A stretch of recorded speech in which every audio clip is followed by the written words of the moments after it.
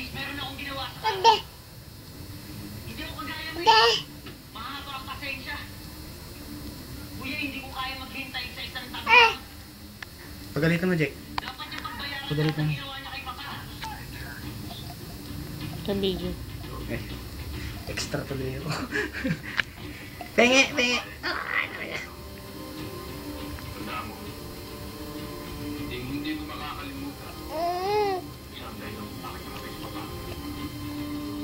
Pinapangako ko sa'yo. Pagbabayaran niya ang kasalanan niya.